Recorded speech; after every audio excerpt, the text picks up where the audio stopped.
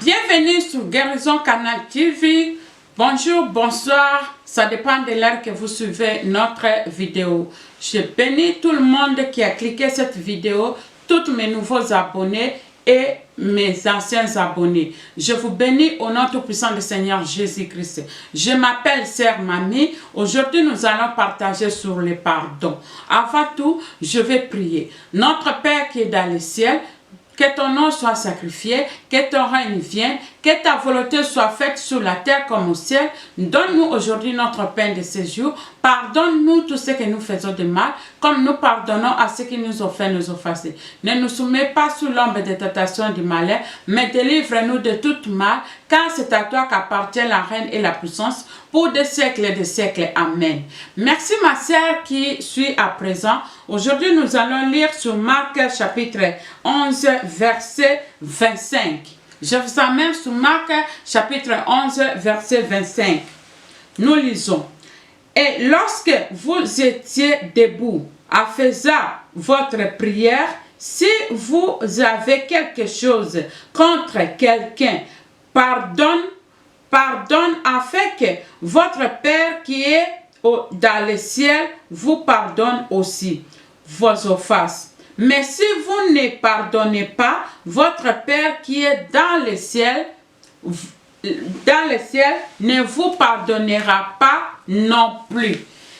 Nous voyons, la Bible est claire et très claire. Si vous avez problème avec quelqu'un, même si ça fait longtemps depuis l'enfance, même si ça fait quelques mois, même si ça fait des années, si vous avez quelque chose avec quelqu'un et vous l'avez vraiment, vous étiez fâché contre cette personne et vous étiez vraiment mal vu, vous avez des chagrins contre cette personne, on vous a offensé durement, on vous a offensé dans ton cœur, on vous a offensé dans votre vie, on a tué peut-être ta mère, on a tué ton père, on a tué ton enfant, on a fait n'importe quoi dans ta vie, on t'a violé, on t'a maltraité. Je ne sais pas ce qu'on t'a fait, ma soeur, mon frère. Je ne sais pas ce qu'on a magouillé dans ta vie. La Bible, Dieu nous dit que si nous ne pardonnons pas aux autres, même si nous venons et nous prions de matin jusqu'au soir, même si nous allons pleurer, même si nous donnons notre cœur même aux autres personnes,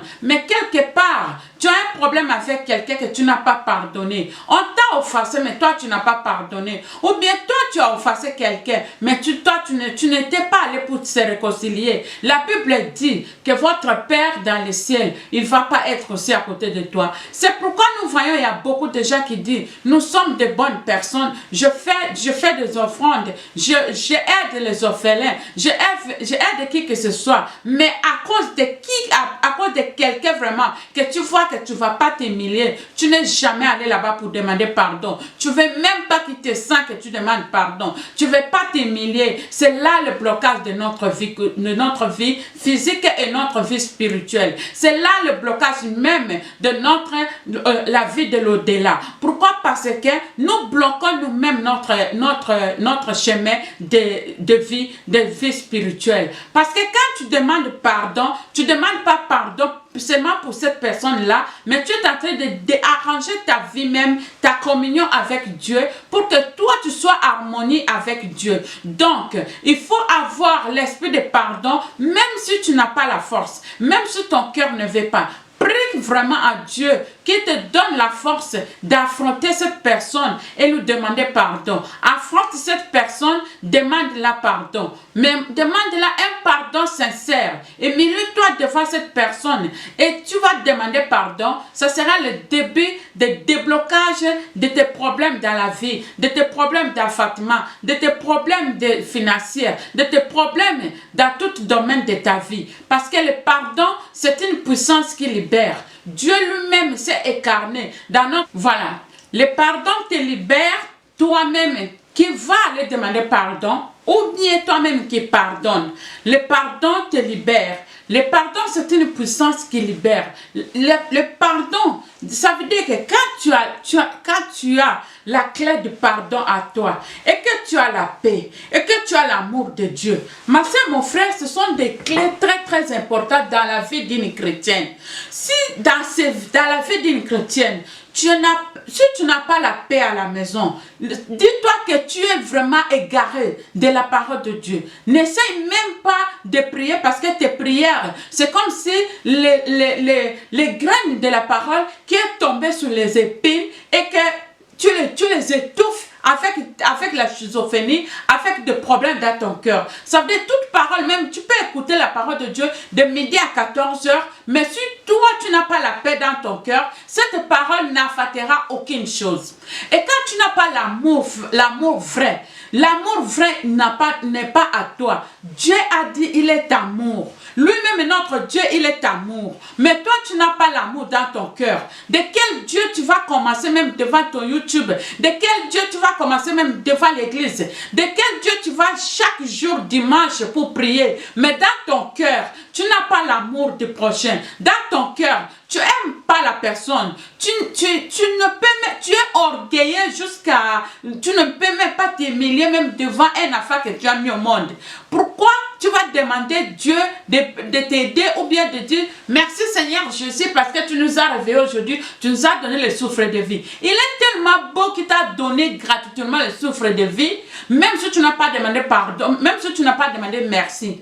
La parole de Dieu dit, mets le commandement de Dieu à pratique. Dans toutes choses dans notre vie, même la loi des humains. Quand on a dit sur l'autoroute, tu dois conduire ici à 50. Et toi, tu vas conduire à 100, tu auras toujours des punitions. Quand on dit là-bas, on conduit ça à 80. Toi, tu dis non, toi, tu conduis à 120. Tu as un ticket, on te donne maintenant les punitions. Après, tu vas dire que les gens à 80. Toi, tu vas conduire à 180. Et tu fais maintenant l'accident. Cet accident-là, les policiers vont voir que c'était ta faute. Même si quelqu'un t'a fait mal, mais on va dire, même si toi tu avais raison et quelqu'un d'autre te fait mal, mais au moment où tu as dépassé la loi qu'on a établie sur cette autoroute-là, automatiquement on va te punir. Pourquoi? Parce que tu as fait. On dit que dans l'autoroute ou bien à conduire, tu ne peux pas dormir. Maintenant, toi tu vois que tu n'as pas bien dormi pendant la nuit, mais tu vas prendre le volant pour conduire. Et à un moment donné, tu dors et maintenant tu fais l'accident. Ce n'est plus maintenant le problème. Quand on demande, on va voir si tu as fait de l'alcool ou bien si tu as fait quoi. On va voir les causes que tu as fait pour comprendre pourquoi tu es arrivé à ce problème. La parole de Dieu, c'est pareil. Notre Dieu Tout-Puissant a aussi la loi. En Christ, il y a la loi. Quand tu dis toujours oh Dieu, quand tu dis toujours oh Seigneur, l'Esprit de Dieu a des commandements. L'Esprit de Dieu a des lois. Donc, si tu n'accomplis pas la loi de Dieu, tu ne peux même pas palpiter la parole de Dieu. Si tu n'accomplis pas la loi de Dieu, tu ne peux même pas faire le miracle vrai de Dieu. Si tu n'accomplis pas la loi de Dieu, tu ne peux pas voir Dieu. Tu vas toujours critiquer et dire que le faux pasteur, le faux sœur, le faux, celle-là, je suis née avec elle, quel Dieu qu'elle prêche, je la connais très bien, elle fait ça. Mais tu la connais comme ça. Tu vas t'étonner un jour qu'elle est toujours à côté de Dieu. Pourquoi? Parce que le royaume des cieux appartient aux violents. Pourquoi appartient aux violents? Parce que du moment où même une pute, même une fausse personne a reconnu ses péchés, du moment où ils mettent ces choses-là à pratique, du moment où ils s'éloignent des mal pour revenir à Dieu à 2 pieds, directement Dieu la considère comme toi aussi qui as commencé de prier pendant 100 ans. À condition, il y a des gens qui font le péché conscient. Un péché conscient, Jésus-Christ est venu nous sauver. Mais Jésus-Christ a dit, je ne suis pas venu enlever la loi de Moïse, mais je suis venu accomplir cette loi. Ma soeur, mon frère, je suis la voix qui crie dans le désert. Cette prédication, je la répète tous les jours dans toutes mes vidéos.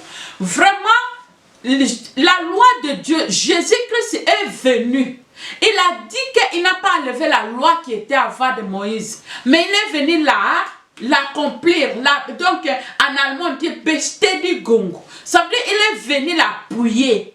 Donc, quand toi tu fais du mal à quelqu'un, quand toi tu ne veux pas, quand toi tu fais du mal à quelqu'un et tu ne veux pas accepter cette loi, tu crois que en faisant le mal des gens consciemment, donc après je vais faire du mal, je vais faire le mal, je vais être sorcier même pendant 50 ans et le reste de ma vie, je vais croire Dieu. Exemple.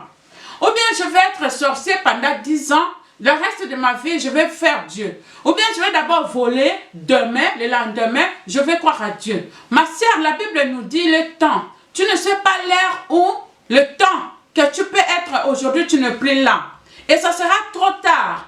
Et le péché conscient n'est jamais pardonné. Vraiment, il faut avoir des sacrifices énormes pour que tu sois pardonné. Et aujourd'hui, nous voyons les gens sont conscients même d'égarer la parole de Dieu. C'est très dangereux. Et après, ce n'est pas seulement conscient d'égarer la parole de Dieu seulement, mais il se révolte contre le Saint-Esprit.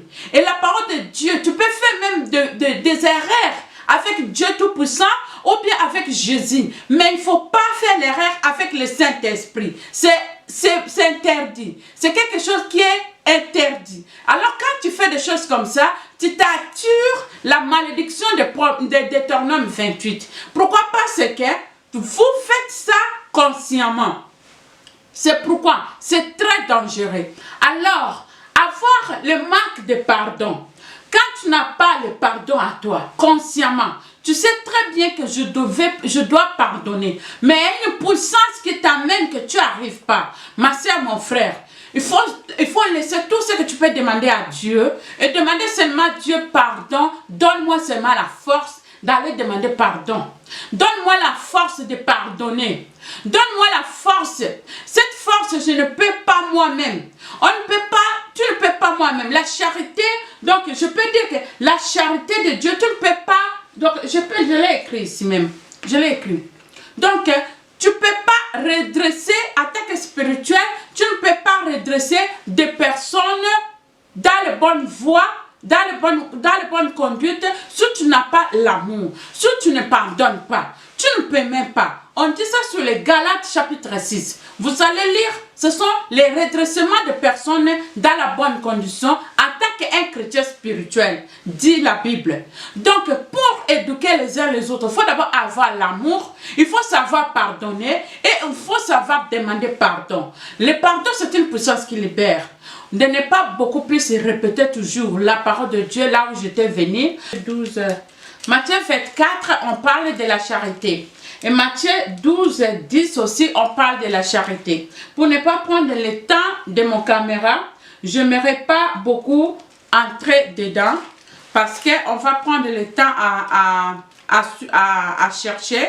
Donc, ce n'est pas la peine. Mais là, on parle de la charité. Donc, quand tu es quelqu'un qui a l'amour de Dieu, quand tu es quelqu'un qui pratique l'amour de Dieu, donc tu dois avoir l'esprit de pardon.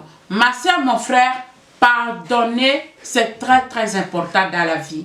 Pardonner et libérer la personne dans ton cœur. Pardonner et te libérer aussi dans ton cœur. L'enfant de Dieu ne dort jamais avec colère. Un enfant de Dieu ne part jamais au lit en colère. Même contre ton mari, même contre ton enfant, même contre qui que ce soit. Donc quand tu vas aller au lit, il faut avoir un esprit bien disposé, l'esprit de Dieu. Ma soeur, mon frère qui me suit à présent, maintenant nous allons prier ensemble pour tout ce que vous avez. Si vous êtes malade à présent ou vous avez des problèmes quelconques, je vais essayer de prier avec vous maintenant. Père éternel, Dieu Tout-Puissant, merci pour ta présence au milieu de nous. Merci Seigneur pour ta beauté, pour ton amour et pour ta fidélité. Père, c'est toi qui m'as mis dans ce chemin. C'est toi qui m'as envoyé dans ces réseaux sociaux afin que j'aide qui me suit, qui est là à la maison, qui n'a plus de force même à prier, qui n'a plus d'espoir, qui ne croit plus à toi. Seigneur, je l'amène, le Dieu de la vérité, le Dieu qui m'aide tous les jours, le Dieu que j'ai palpité, je l'amène toi dans sa vie.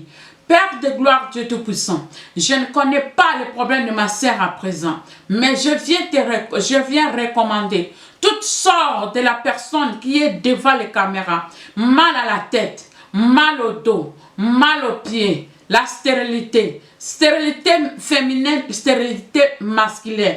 Éternel notre Dieu Tout-Puissant, je viens prendre l'autorité que tu m'as donnée sur Luc 10, 19, de marcher sur le scorpion, sur le serpent et sur toute la paix, le feu. Que le feu brûle, il brûle toute maladie, il brûle toutes les maladies chroniques, il brûle la stérilité, masculine, féminine, il brûle toutes les veines qui peuvent empêcher l'homme d'être fort, toutes les pénis et puissants. Je le chasse loin de cet homme qui me suit au nom de Jésus.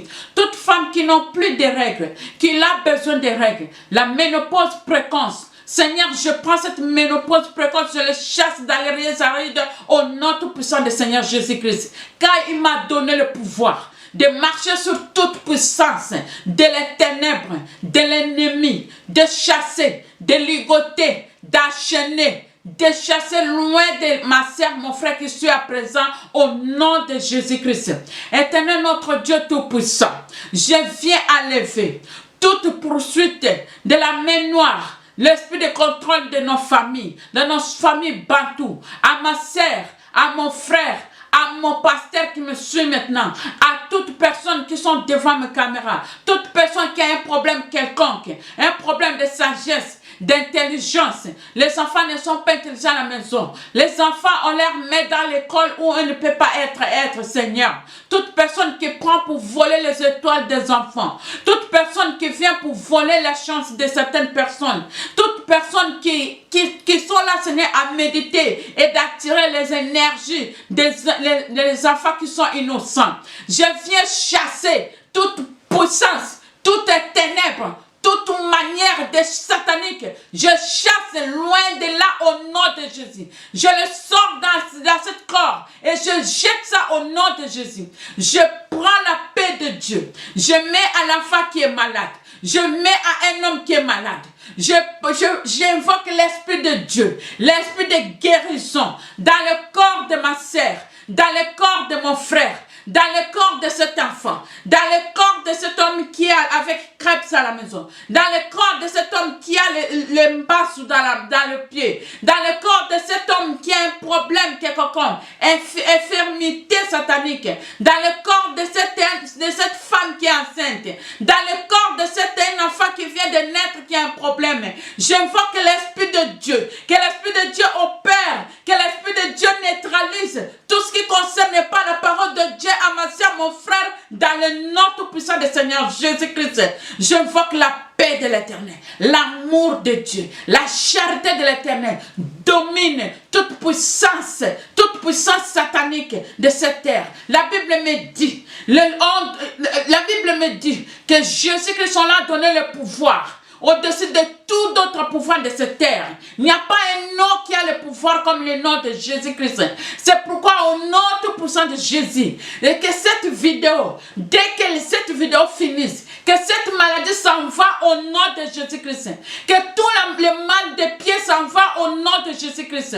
Que tout mal de cœur s'en va au nom de Jésus-Christ. Que toute migraine se quitte au nom de Jésus-Christ. Que tout asthme quitte cette femme au nom de Jésus-Christ. Quitte cet homme, cet enfant, cette vieille au nom de Jésus-Christ. Être veille, ce n'est pas dire d'être seulement malade. On peut être veille, mais on peut rester à bonne santé. J'invoque toutes choses. J'invoque le nom de Jésus-Christ. De neutraliser toutes choses qui ne concernent pas la présence de Dieu dans le corps de ma soeur, mon frère. Parce que le corps, c'est Dieu qui l'a fabriqué. Ce n'est pas un homme qui l'a fabriqué. Dieu qui connaît les cheveux de nos têtes. Il connaît les veines de nos corps. Il connaît chacun de nous. Seigneur, prends soin de ma sœur. Prends soin de mon frère. Prends son foyer à main. Prends ses enfants à main. Prends elle-même à main. Lui-même à main. Au nom tout-puissant du Seigneur Jésus-Christ, j'élimine l'esprit de distraction dans la maison de ma sœur, dans la maison de mon frère. Au nom tout-puissant du Seigneur Jésus-Christ, nous avons ainsi prié, nous disons Amen. Si vous avez eu la guérison, n'hésitez pas de me contacter. Et si vous avez encore besoin de prières, répétez les vidéos, écoutez mes prédications.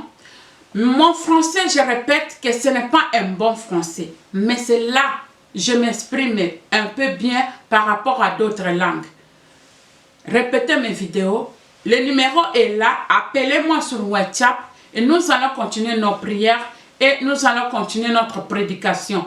Je vais vous soutenir dans les certaines choses, dans les certains problèmes que nous avons quotidiennement dans la vie. Je prie toujours pour vous tous et priez aussi pour moi et nous faisons tous le corps de Christ ensemble. Merci beaucoup, c'était votre sœur Mamie qui vous aime énormément par la grâce et la volonté de notre Seigneur Jésus-Christ de Nazareth. Merci beaucoup. À bientôt et à la prochaine fois. Ciao.